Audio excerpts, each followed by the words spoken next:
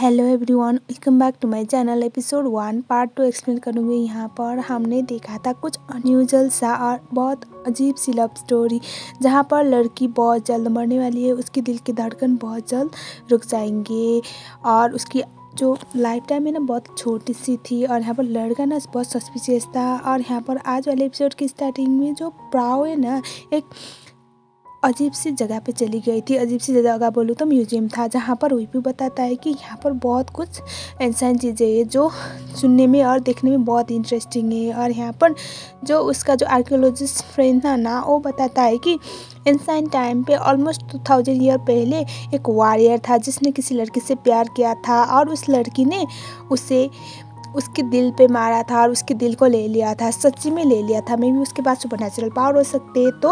और उसने एक श्राप दिया था जिसके चलते जो लड़का था ना उसके पूरा शहर कहीं तबाह हो गया। मतलब कहाँ चला गया किसी को भी आइडिया नहीं है। सडनली वो शहर गायब हो गया था और वो लड़का अभी भी जिंदा है, ऐसा बोला जाता है। ये सुनने के बाद प्रेम को तो बहुत अजीब लग रहा था, लेकिन यहाँ पर जो प्राव है ना उससे ऐसा लग रहा है कि ये सारी चीज़ें उसने कहीं देखा है, उसे बहुत अजीब लगता है। और यहाँ पर वो बोलता है कि उस लड़की के प्यार के चक्कर में उसने अपने पूरे शहर को तबाह होते हुए देखा है। और ये सुनने के बाद जो प्राव है ना बहुत अनकम्फर्टेबल फील करना स्टार्ट कर देती है। सडनली कुछ याद कर रही थी, कुछ फ्लैशबैक जैसे उसे आ रहे थे और इसी चक्कर में वो बेचारी बेहोश हो गई। और अब हॉस्पिटल वाला सीन, बेचारी की सिचुएशन ना बहुत ख़राब थी। और यहाँ पर होता क्या है ना, जो उसका भाई था ना वो उसे कॉल करता है और उसके बाद सीधा सीधा उसे वापस आने के लिए बोल देता है। तो यहाँ पर जो प्राव है ना वो रोते हुए बोलती कि मैंने लाइफ में पहली बार अपने शहर से बाहर आके कुछ करने की ट्राई किया है, प्लीज़ मुझे यहाँ पर रहने दीजिए, प्लीज़ मुझे यहाँ पर रहने दीजिए बोल के वो उसे इमोशनली ब्लैकमेल करती है, क्योंकि उससे कभी भी अपने भाई से दूर जाने का मौका नहीं मिला था। मतलब कुछ नया ट्राई करने का, कि वो तो बचपन से ही बीमार थी, इसी चक्कर में उसे कुछ भी करने नहीं दिया जाता था। और पहली बार करने का मौका मिला और उसका भाई उसे वापस बुला रहा था, तो उसे इमोशनली ब्लैकमेल करती है, तो वो उसे हाँ बोल देता है। उसके बाद यहाँ पर प्राव हॉस्पिटल से डिस्चार्ज हो गई थी और जो हुईपू है ना उसे पूरी तरह से सपोर्ट कर रहा था, उसे स्मेल करवाने की ट्राई कर रहा था, उसे वाइट रोज देता है और कुछ मैजिक ट्रिक्स दिखाता है। तो ये देखने के बाद वो स्माइल करती है। और यहाँ पर जो प्रीम है ना उन दोनों को देख रही थी। और एक्चुअली मैंने बोला था ना, जो हुईपू है ना उइपू को प्रीम पसंद करती है, तो मे भी उसे अंदर अंदर बुरा तो लग रहा होगा, लेकिन फिर भी अपनी बहन के सामने वो कुछ भी ऐसा रिएक्ट नहीं करती। जब उइपू वहाँ से चला जाता है तो वो बोलती कि हुआ वो तो मुझे लगता है वो तुम्हें लाइक करता है, इसीलिए वो हर टाइम तुम्हारे आसपास रहता है। तो यहाँ पर पाव बोलती कि ऐसा कुछ भी नहीं है, मैं उसे लाइक नहीं करती, वो अच्छा दोस्त है मेरा, ऐसा वो बोल देती है। क्योंकि यहाँ पर पाव को पता है कि प्रीम उसे लाइक करती है, मतलब हुईपू को। और यहाँ पर जो प्राव है ना वो सच्ची में हुईपू को लाइक नहीं करती थी। और उसके बाद ये तीनों कहीं घूमने के लिए निकल गए थे। तब यहाँ पर जो प्राव है ना वो इस सारी जगह को देखकर कुछ अजीब सा फील कर रही थी। तब यहाँ पर प्राव को ना एक आइलैंड दिखाया जाता है, वो मोकटाम आइलैंड था शायद। और यहाँ पर वो पूछते कि वो कौन सा आइलैंड है, तो यहाँ पर जो उपू है ना वो उसे बताता है कि उसे सस्पिशियस आइलैंड बोला जाता है, मिस्ट्री आइलैंड। और देखने में भी थोड़ा अजीब लग रहा था और वो एक प्राइवेट आइलैंड था, किसका है किसी को पता नहीं। और सबसे बड़ी बात, वहाँ पर जाने के लिए गवर्नमेंट को भी परमिशन नहीं थी। ये सारी चीज़ें वो बताता है। तो यहाँ पर प्राव बोलती कि ऐसा कौन सा राज छुपा है वहाँ पर जो गवर्नमेंट को भी जाने नहीं दिया जा रहा। तो यहाँ पर वो बोलता है कि वहाँ पर बहुत सारे बेशकीमती मोतियाँ मिलती है, पॉल्स, डायमंड्स। और यहाँ पर वो बहुत सारी चीज़ें बताता है। वो लोग कहीं दूर जा रहे थे, तब यहाँ पर प्राव देखती है थोड़ा दूर कुछ टीम्स थे पानी के अंदर डाइविंग करने वाले, वहाँ पर वो ऐसे वीडियो ले रही थी। तब यहाँ पर उसकी वीडियो पे वही लड़का आ गया था जो लड़का लास्ट टाइम उसने जंप करते हुए देखा था। और वो श्योर नहीं थी कि वो उसका सपना था या फिर हकीकत, लेकिन अभी जब वो उसके कैमरे में देखती है तो उसे वही लड़का दिखाई देता है। तो वो उस फोटो को क्लिक करती है, उसके बाद वो जूम करके देखी तो वो तो वही लड़का था। और वो और भी ज़्यादा शॉक हो जाती है। और अब उधर जाने का तो कोई चांस नहीं था, बस अजीब सा फील कर रहे थे। उसके बाद वो वीपू और प्रेम को बताती है कि मुझे अभी थोड़ा काम है, मैं इधर टहलती हूँ, थोड़ा फ्रेश फील होगा, तुम लोग चले जाओ। और यहाँ पर प्रेम और वीपू वहाँ से निकल जाते।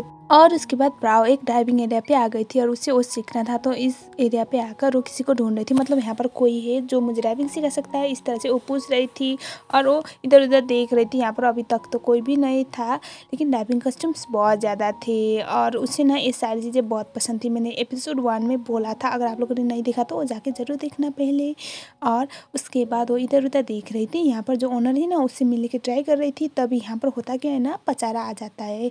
और पचारा आने के बाद यहाँ पर वो उसे देखती तो वो बोलती कि तुम तो वही हो ना। तो वो उसे इतनी खतरनाक तरीके से देख रहा था ना, बेचारी डर गई थी। और वो बोलता कि तुम यहाँ पर क्या कर रही हो मैत्रा। तभी वो बोलती कि मैं मैत्रा नहीं हूँ। और यहाँ पर वो खंजर निकालता है, सीधा सीधा बोलता है कि जो तुमने किया है ना उसको वापस करो, उस जो तुमने बिगाड़ा है उसे सही करो। और वो बहुत ज़्यादा डर जाती है। अब नॉर्मली इंसान इसी सिचुएशन में डरेगा ही ना। वो जो फ्लैशबैक थे ना वो याद कर रहे थे जब उसने उसे बचाया था और उसके हाथ पे खून आया था और उसे चोट नहीं आई थी, और वो जंप मारा था और जंप मरना मारने के लिए उसने बोला था, लेकिन उसने उस हाइट से जंप मारा था, फिर भी वो जिंदा है। मतलब वो ये इंसान है या फिर कोई अदृश्य प्राणी, ऐसा वो सोच लेती है मन में।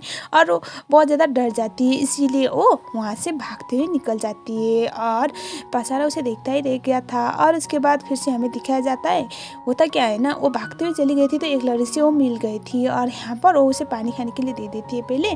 और उसके बाद जब वो सारी चीज़ें बताती तो वो बोलती कि तुम्हें तो कोई भूत प्रेत लगा होगा, चलो मैं किसी को जानती हूँ। और उसके बाद होता क्या है ना, वो उस जगह पे चली गई थी तो हमें पता चलता है कि वो तो फ्रॉड थी। और यहाँ पर सडनली आग लगने लगती है और बहुत सारे वाइंड आ रहे थे और हवाएं चल रही थी। और वो जो लड़की के साथ वो आई थी वो बेहोश हो गई। बेहोश होने के बाद उसे हॉस्पिटल पे लिया जाता था, तभी उसके हाथ पकड़ लेती है सडनली। और ऐसा लग रहा था कि उसके अंदर कुछ आत्मा जैसे अंदर चला गया हो। तो वो बोलती कि वो तुम्हें नहीं छोड़ेगा, जो तुमने बिगाड़ा है ना वो वापस करेगा, वो तुमसे बदला लेगा, वो तुम्हें जिंदा नहीं छोड़ेगा, ऐसा वो बोलकर वो फिर से बेहोश हो गई थी। तो यहाँ पर प्राव को समझ नहीं आता कि ये क्या बोल रही है। और उसके बाद उस लड़की को तो हॉस्पिटल पे लिया जाता है। और इधर सारे लोग बहुत परेशान थे प्राव के लिए, लेकिन जब प्राव सही सलामत वापस आ गई थी तो सब लोग ठीक हो गए थे। और वीपू ना यहाँ पर प्राव के लिए थोड़ा ज़्यादा परेशान दिख रहा था। लेकिन यहाँ पर प्राव जो भी उसके साथ हुआ है ना आज फुल डे, वो कुछ भी नहीं बताती, बस बताती कि मुझे बहुत पसंद आया ये आइलैंड, इसी चक्कर में मैं थोड़ा खो गई थी। और वो अपनी बहन को भी नहीं बताती कि उसके साथ अभी अभी क्या हुआ है। और उसके बाद फिर से शाम वाला सीन दिखाया जाता है जहाँ पर प्राव को एक इवेंट पे जाना था। यहाँ के लोकल्स ना अपनी ट्रेडिशन दिखाते थे, यहाँ पर डांस किया जाता था। और यहाँ पर प्राव जब पहुँचती है तो यहाँ पर उसे अजीब से ख्याल आ रहे थे, मतलब कुछ ऐसा जो उसने कभी देखा ही नहीं होगा, जो उसने कभी किया ही नहीं, लेकिन वो सारे उसे इस तरह से आए थे जिसके कुछ फ्लैशबैक जैसा हो। और वो बहुत ज़्यादा खो गई थी, डर गई थी। और मुझे नहीं पता कि एक बीमार लड़की को अकेले क्यों छोड़ा उसकी बहन ने। और उसके बाद यहाँ पर होता क्या है ना, वो इधर उधर देख रही थी, बहुत अजीब से ख्याल आ रहे थे उसे।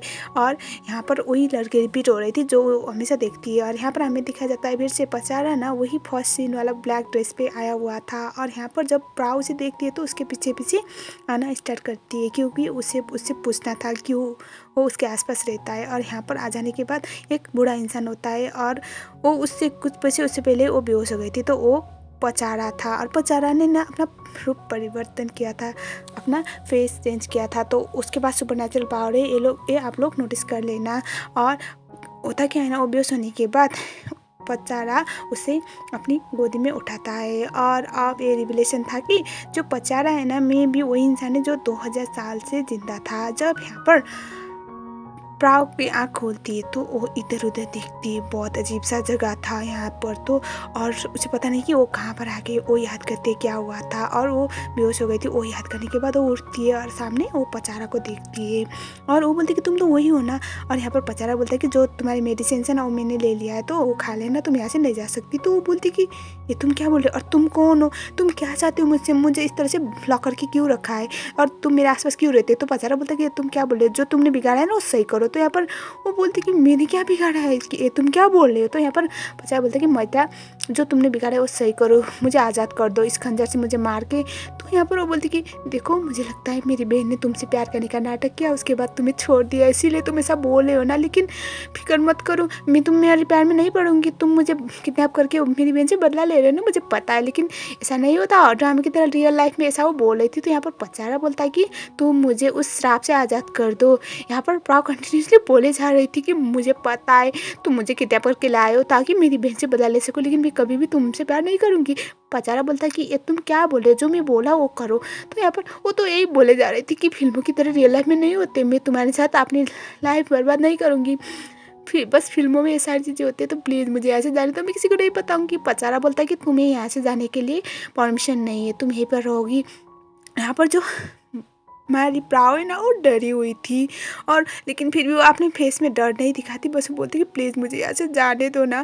तो और यहाँ पर वो बोलती है कि देखो अगर तुम मुझे यहाँ से जाने नहीं दोगे तो मैं तुम्हारे सर पे मारूंगी। और उसके बाद होता क्या है ना, वो एक वहाँ पर एक फ्लावर पॉट था, वो पचारे के सर पे मारती है, लेकिन बस उसे खून आ जाता है, उसके बाद उसे कुछ नहीं होता। ऑब्वियसली नहीं होगा, हमने लास्ट सीन पे देखा था, वो तो अपना एक बूढ़ा इंसान से नॉर्मल इंसान हो सकता है, तो उसे कुछ भी नहीं होगा, और पचारा को होता भी कुछ भी नहीं। उसके बाद तो यहाँ पर प्राव और भी ज़्यादा डर जाती है, बेचारी लड़की की जान चली गई थी, और यहाँ पर वो वहीं पर बेहोश भी हो गई। पचारा कुछ भी नहीं कर पाता, बेचारी प्राव शौक में थी, वो बेहोश हो गई। इसी के साथ साथ एपिसोड 1 वाला सेकेंड पार्ट यहीं पर ख़त्म हो गया। लेट्स सी इससे आगे क्या क्या देखने को मिलेगा, क्योंकि मुझे ये कहानी बहुत ज़्यादा पसंद आई, कुछ अनयूजुअल सा है इसकी लव स्टोरी में।